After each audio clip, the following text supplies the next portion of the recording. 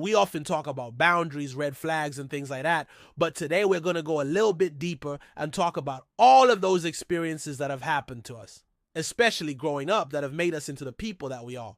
Maybe there's some things that we didn't realize has affected us as much as it actually has.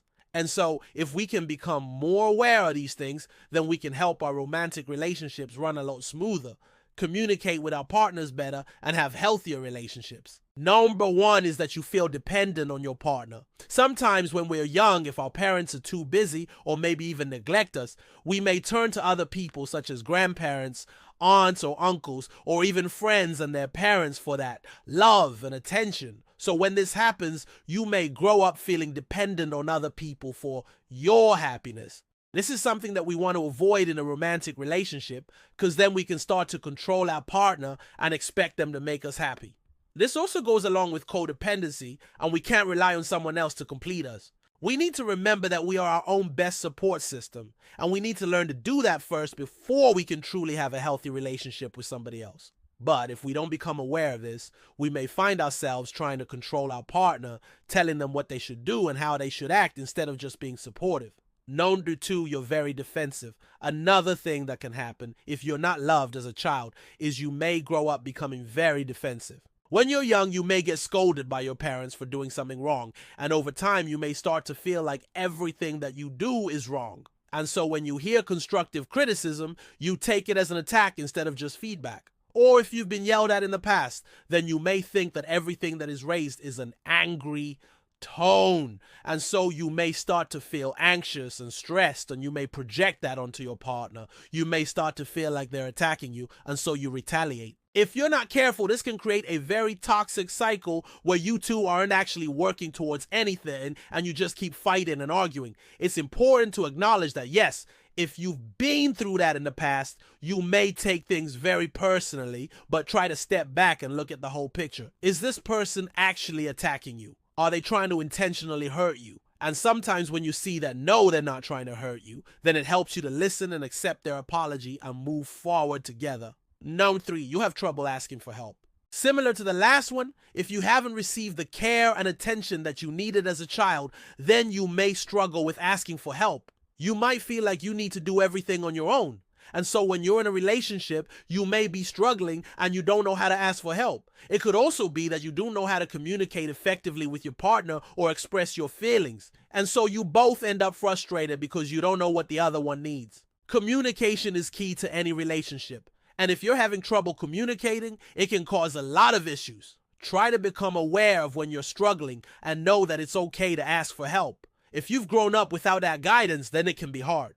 But if you do become aware of it and let your partner know, then they will be able to support you and you'll both work through it together. Known before, you're afraid of commitment. Along those same lines, you may not only have a hard time asking for help, but you may be afraid of committing to something long term. You may have seen your parents struggle in their marriage, or maybe you were abandoned or neglected, and so you're afraid to actually commit to someone and be vulnerable. Remember that vulnerability is a good thing. Yes, it does put you at risk of getting hurt, but you also have the risk of not being vulnerable and missing out on a great opportunity for love and connection. If you're afraid of committing, it may be because you've had some bad experiences in the past. And so talk to your partner. Let them know that you're struggling with trust and commitment and ask for their patience and support.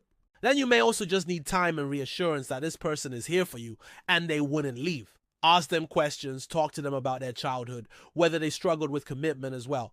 But remember that if you don't take the leap of faith and trust them, then you may miss out on a great relationship. Number 5, you have trouble trusting others. Speaking of the last point, if you have a difficult time committing to something long term, then it follows that you may have a hard time trusting others as well. You may have been lied to in the past or betrayed, and so now you're afraid to trust anyone.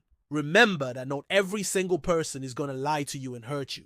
There are good people out there, and you deserve that love and support. However, if you don't let people in, then you're never going to experience that love and support. In order to have a happy and healthy relationship, you need to be able to trust each other. You can't be constantly worried that they're going to leave you or cheat on you or lie to you. That will only cause more stress and anxiety, and you won't be able to enjoy the relationship. So become aware of this and acknowledge that you may have a hard time trusting people, but it's important to let others in and give them a chance. If you can let go of your past and give them the benefit of the doubt, then you'll be able to experience a beautiful relationship with them. No 6, you're emotionally closed off. Another thing that can happen if you're not loved as a child is you may become emotionally closed off. You may not know how to identify your emotions or how to communicate them. And so when you're in a relationship, you may not know what you're feeling and how to tell your partner. They may try to talk to you about something that bothers them, but you don't know how to respond, and so you just shut down. The best thing to do in this case is to continue to work on yourself and become more aware of your emotions. Journal, meditate, talk to a therapist, and really dig deep inside. Ask yourself, what am I feeling right now? Why do I feel this way? And once you're able to identify those emotions, then you can talk to your partner about them. Let them know that you're working on it and that you appreciate their patience. It's not always easy to identify your emotions, especially if you haven't done it for a while. But if you continue to work on yourself and become more self-aware, then it will get easier. And that will translate into your relationship as well. You'll be able to communicate better and have a stronger connection. Number 7, you're overly sensitive. The opposite of becoming emotionally closed off is becoming overly sensitive.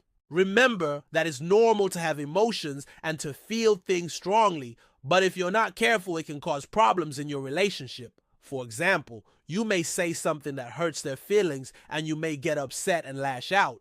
And then that makes them feel guilty and they lash out, and then you feel guilty and you fight and no one really knows how to fix it. If you do become aware of this pattern, then try to calm yourself down and reflect on the situation. Ask yourself, are you being overly sensitive? Is this person trying to hurt you? No, then it's important to let go of any resentment you may have and forgive them.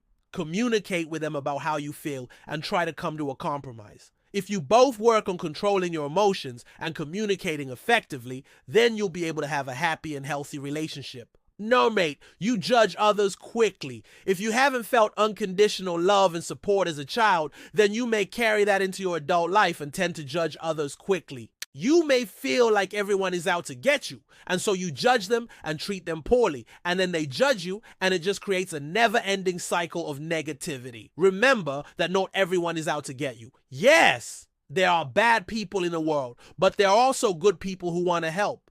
If you become aware that you're judging others too quickly, then try to slow down and get to know them first before making any judgments. Everyone deserves a chance, and you never know who you might meet. By becoming more open-minded and accepting of others, you'll create a positive and loving relationship. No, 9. You lack empathy. On the same token, if you haven't experienced unconditional love and support, then you may not have developed much empathy either.